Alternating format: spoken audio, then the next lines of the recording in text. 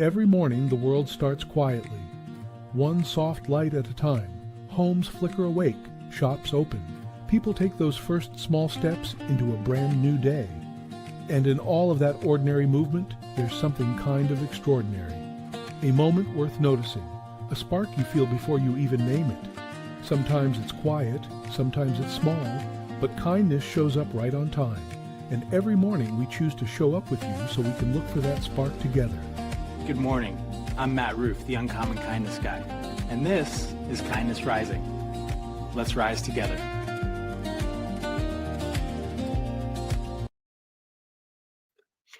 Good morning, good morning, good morning, friends. Outrage feels like strength. It feels like certainty. It feels like power. But here's the real question. If outrage is the fuel, who's paying the cost? Today, we're talking about outrage, not as morality or politics, but as energy economics of the self.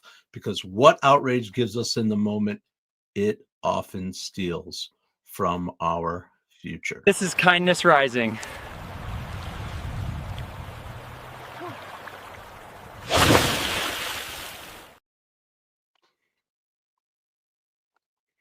Good morning, Sully. I am glad you are here today. Welcome in, buddy. I appreciate that you show up every day. And today I am talking, Mr. Sullivan, about outrage. The outrage that we see and we experience all throughout our world, and what that does to ourselves when we embrace it or react to it. Absolutely. And of course, we are going to talk about Jimmy Allen, James Allen, As a Man Thinketh. This is the book that this is centered on, the ideas, the thoughts. Good morning, Matthew. Yes, it is a happy birthday, Lisa. Thank you, Mom. I knew that. Did you send her a card? I did. And of course, we'll be talking later. Lisa is my sister, for those who don't know. Roseanne is my mother, for those who don't know. She joins every day. Mike Sullivan joins every day. We have others that come and join us every day. I hope you will too. Yes, today is my sister's birthday. Can you believe it? Can you believe it? We all have one every 365 days or so. Anyway, we are talking about James Allen. We were talking about As a Man Thinketh and how James Allen might respond to or be thinking about, or giving us context to the outrage that we experience in the world from so many angles, so many angles. But this is how James connects, right? He says that our vision comes before we have our thoughts, and our thoughts, they come before we have our action. Absolutely. But serenity, calmness, what that comes before is called mastery. Unfortunately, outrage skips all three steps and jumps straight to reaction. Reaction is fast, it draws attention and can often win the moment. But true wisdom is slow and grounded and lives most entirely on delay. But here's the key. Here's the key. When we learn to live truly and honestly in our serenity, that is when the outrage falls away and no longer occupies space in our minds and our hearts. And when that outrage leaves, it makes room for more kindness, more humanity, and ultimately more impact. And that's what I'm learning every day by coming here live on the Mornings in the Lab network. That's what I share with you. Mornings in the Lab. Yes, good morning, Keith. How's it going, buddy? Getting up and getting after it. And we're having a good old time. So we're talking about the difference between responding and reacting. That's the difference. That is the difference between a person who's a thinking person and a person. Good morning, Enzo. Welcome in from the future. Tell me, what do you see? Who wins the Super Bowl? Maybe I can retire. So anyway, yes, reacting, that's something that happens to us, but responding, that comes from within us, right inside. When we're in reaction, we're in survival mode, but when we're responding, we have executive function. We're reflective, we're curious, we're thinking about long term, and that's the difference, because reacting, it has no horizon. It's just about boom, now, now, now, now, right? But responding thinks about the future. It builds towards something. It comes from within inside. Humanity. Uh-oh. David, yep, here we are. We are humanity. Absolutely right here on Kindness Rising. Hard to get past them Seahawks, Enzo. Let me guess. You're from Seattle? I don't know. I don't My Giants are terrible, so we won't even go there. Obviously, the Broncos have a rough road losing their star. I'm so tired of the Patriots, even without Brady. So I guess yeah, I could go Seahawks. I could go Seahawks. Anyway, I don't really care as long as my numbers hit and everybody has a good time. That's that's a T-shirt I think my wife had at one point, because parents get so crazy in school sports or whatever. It has a T-shirt that said something like, "I'm just here to make sure everybody has a good time, everybody has fun," or something like that. Anyway,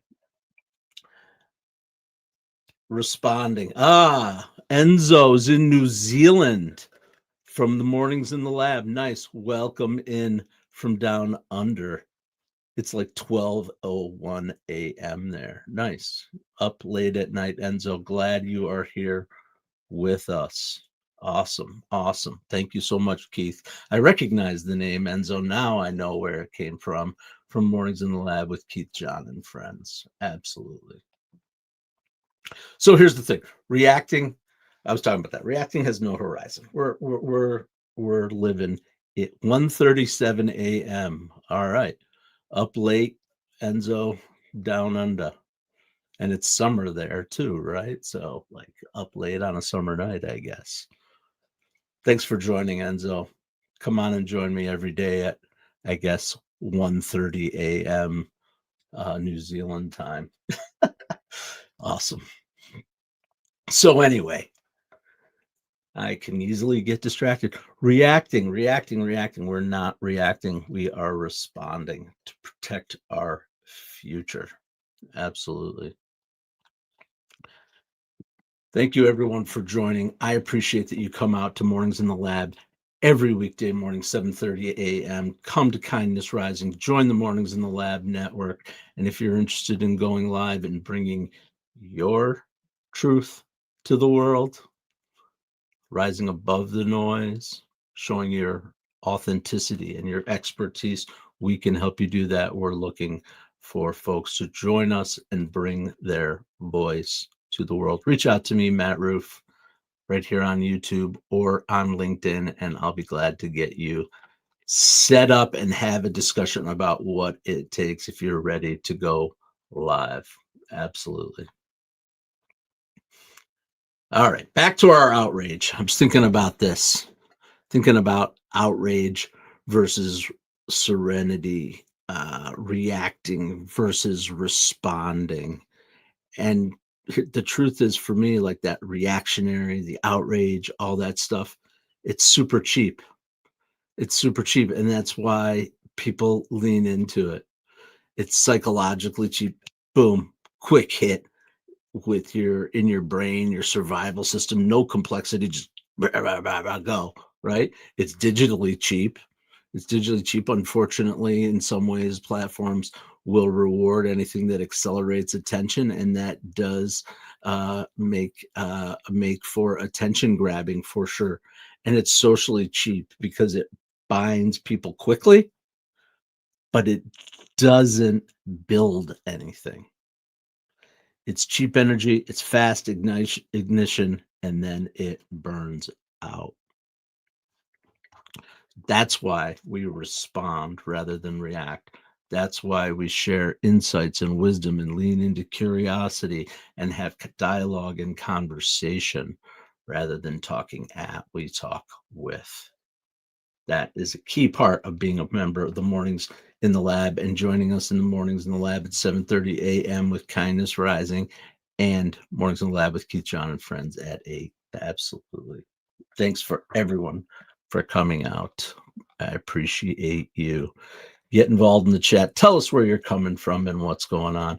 I'm going to switch topics right now. A topic that was in the news yesterday and has a lot to do with what we're doing here, has a lot to do with people who are leaning into creation in general and putting themselves out there. I want to talk about a term that we hear a lot about, and it's in the news now because it came up at YouTube, the president of YouTube discussing their priorities for 2026. One of their priorities is fighting against what he says is AI slop. It floods the feeds with noise. It makes it harder to find real voices like what we bring here on the Mornings in the Lab. And that makes sense to me, right? We all know when we're seeing stuff that's just hollow, it just filling up space, doesn't feed our soul, doesn't do anything to help us in any way, right? So, but for me, I think there's another level to AI slop, right? I created a lot of AI generated stuff with my little kitties and my people that come on, and some of it's not perfect, for sure. The difference, though, is that it's generated with intention. It's not slop because it's generated with intention. It says something. It tries to say something. It tries to bring meaning. So true AI slop is not only creatively sloppy, but in my opinion, it is also something that means nothing. Nothing. I actually found a little video I am going to share.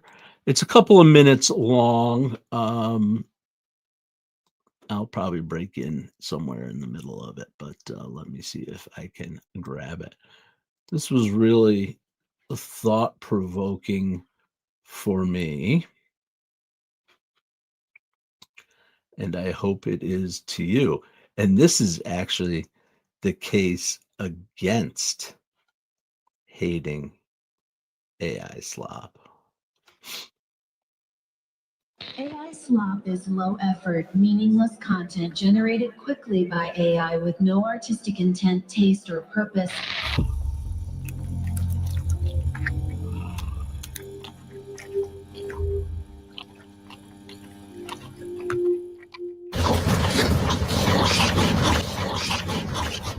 Slop.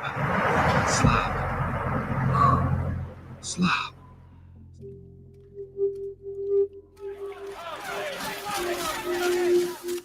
What do you think about the AI slop?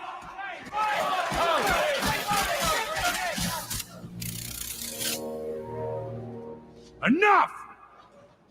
Save your questions, will ya? I'm about to start the conference. Grease!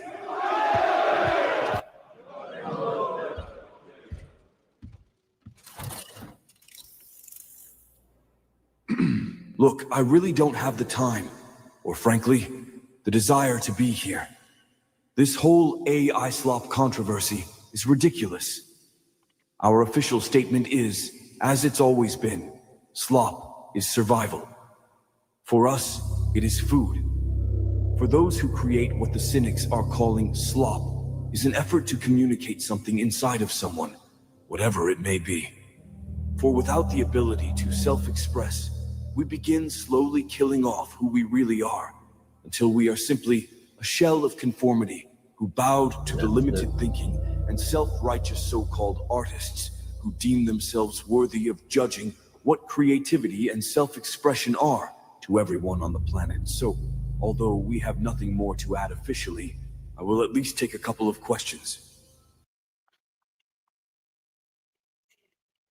And that video goes on to discuss this whole idea, which I think is kind of interesting, right? Is that creativity and the use of AI, while criticized by artists who spent years training, this is not to demean any of that, and recognize that that years of tedious work and um, craftsmanship and perfecting their craft is any less valuable. But what AI does for creativity in the world is it accelerates it. Right? Every creative process is the same, whether you're drawing a picture, creating a pop, writing a song. Right? You start with an idea and you start playing with it. You iterate, you try again, you fail, you refine, and you keep building. You keep building, right? That's one of the reasons I love the Grateful Dead and the whole jam band scene. We talked about this before, right? Refinement, constant change, and constant evolution. Nothing is ever the same. That's creativity that they built over 65 years. Well, what AI does for some is it lets people bring their idea to life faster without real skill or training or gatekeepers. The output isn't always great, right? But most creativity isn't in the beginning anyway. You're supposed to suck at something, right? Not only are the platforms evolving constantly, the way humans interact with those platforms are evolving constantly, right? So, from a creative AI, uh, um, interesting question. Uh, Creative AI helps to unlock that for some people, right? Most art is bad before it's good. Creative AI is the same way. It's not replacing creativity, but it is unlocking participation. And to me, participation in art matters. It matters that people are able to bring their ideas to life, not because it floods the internet with masterpieces, but it gives people a chance to have a language to express themselves. And so, from our lens here on Kindness Rising, the question really isn't, is it slop? It's what does it unlock for humans? Hello, Mr. Dino Ellis. Welcome. Uh, I will take a look at my hat. Interesting. No one has ever pointed that out, Gwendolyn. Must be on your mind. Uh, yeah, there's no center leg. It's just his orange belly peeking through. But you must have zoomed right in on the hat. That is my fox hat. Do you want a fox hat with or without genitalia? I can probably get you one, or you can get you one. If I can get what I need to get there. Always something here on Kindness Rising. Absolutely. I should have had it available. That's okay. You know what I'm going to do for you all, because I really like you and I want to connect with you and stay connected with you. This is what I'm trying to do as we're live on air. I should be much more ready for this kind of thing.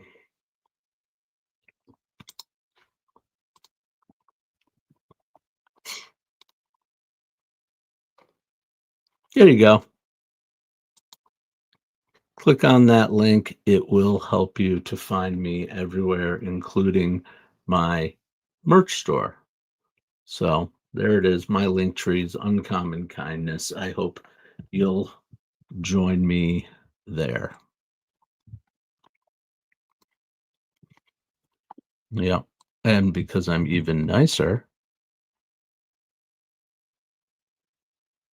there's your link to my fourth wall where you can check out some amazing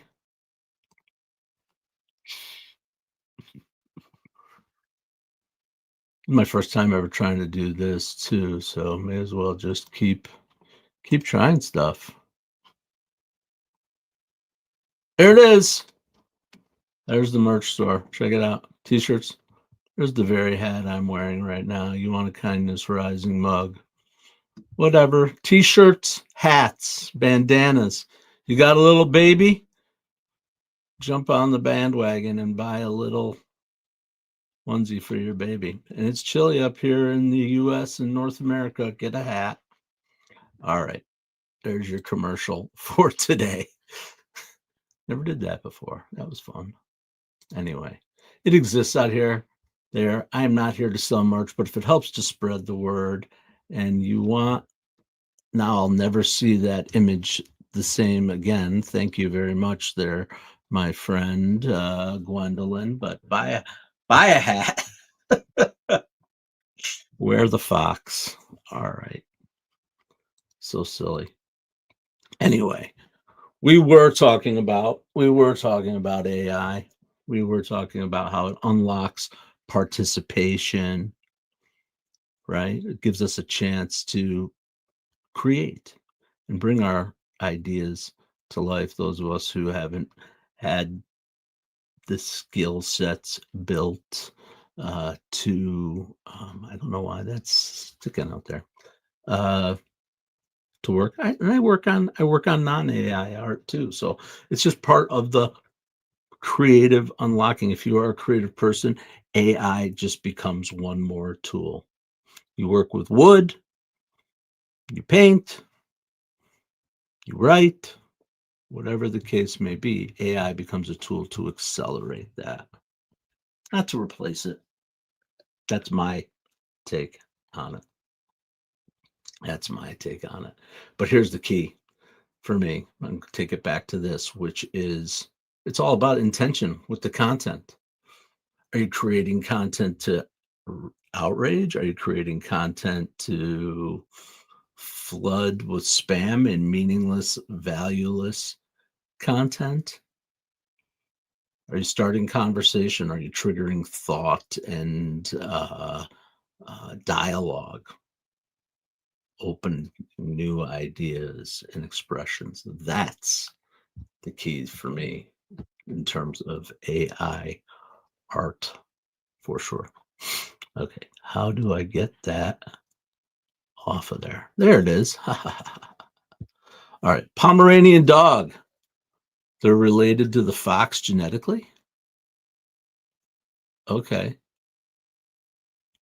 Okay, Gwendolyn, now you get the idea. Yeah, against the black, I guess I get it. Against the green, especially maybe on the screen, the black is hard to see, but there are black feet. Good point. Good point. We have light hats too that you can get against a beige or something that probably would contrast better.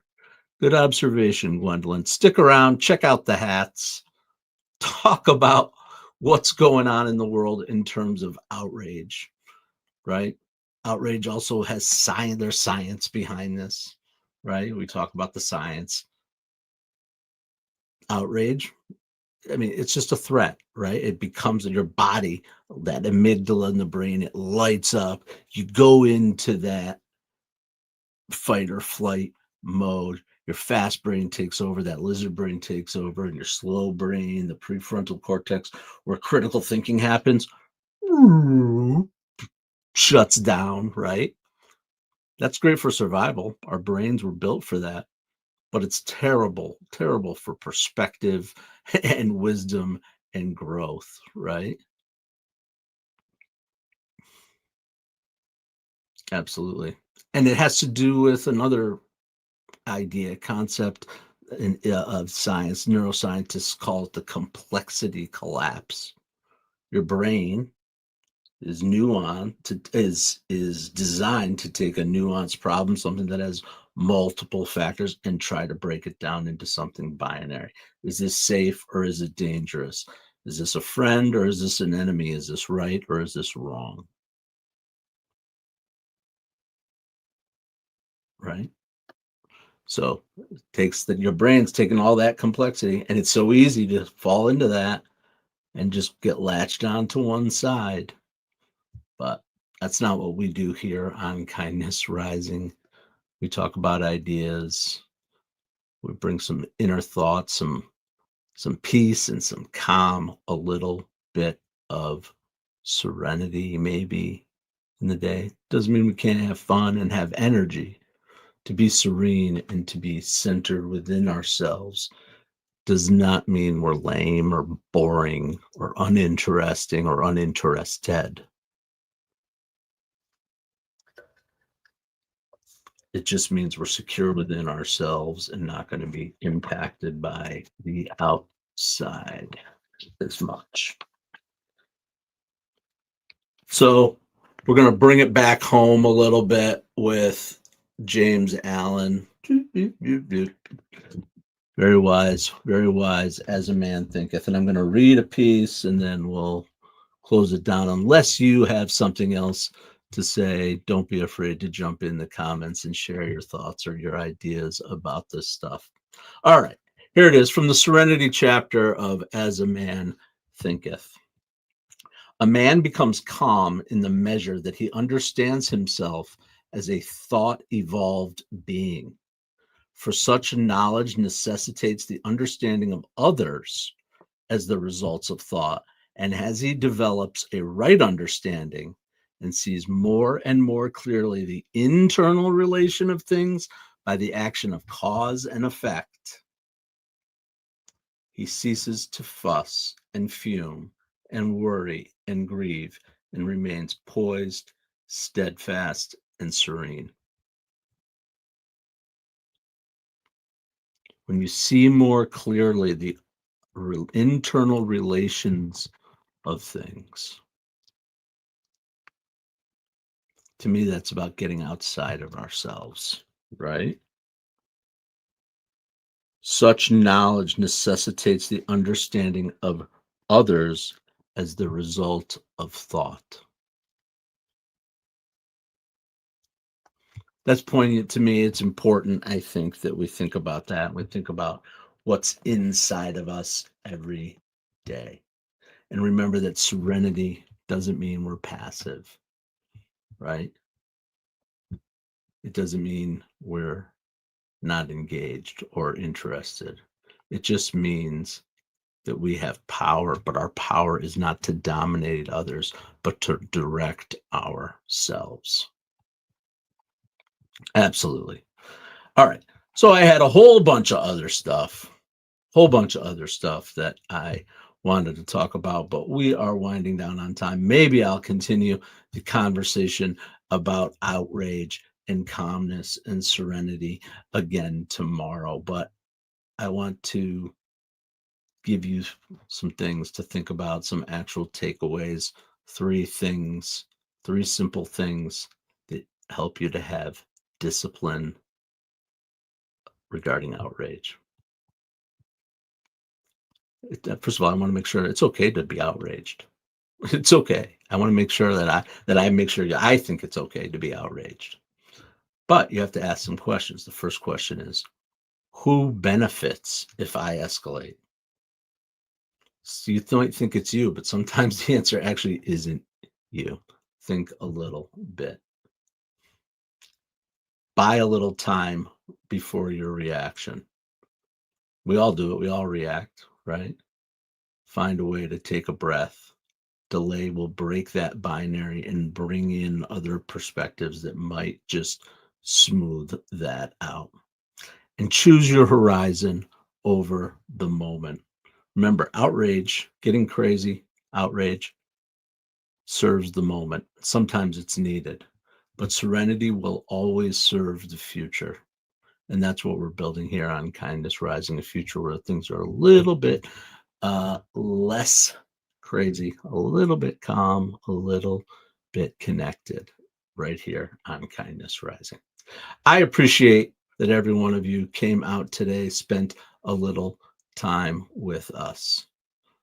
Here's a couple of more thoughts on our way out. Remember, outrage is react. Serenity, that's done by design. Outrage burns fast, but serenity burns clean. Outrage wins the moment, but serenity wins the future. And kindness Kindness is how we keep the future open long enough to make sure we build it. So come on back tomorrow morning, 7:30 a.m. Join me right here on Kindness Rising. And until then, stay uncommon and stay kind. Okay, Matt, we got the memo about the Kindness Rising promo, but what exactly are we promising people? And is there craft services? AI needs snacks too. Gentlemen, focus. Kindness Rising multiplies kindness and helps people get up on the right side of the bed. So wait, we're not doing another angry headline show. Exactly. We rise above the negative, divisive noise. Translation, less rage bait, more high fives for humanity. And this is live, like actually live. Yep. We go live on YouTube and LinkedIn, 7:30 a.m. Eastern every weekday. Wait, if it's live, what if I forget my lines? Then you improvise. Okay, so our tagline is basically wake up, tune in, and start your day with kindness. Exactly. Kindness Rising. Good vibes, practical tips, and a reason to get up on the right side of the bed. You heard the boss. Subscribe now before he makes us do a TikTok dance. Kindness Rising. Wake up, tune in, and let's make some good noise.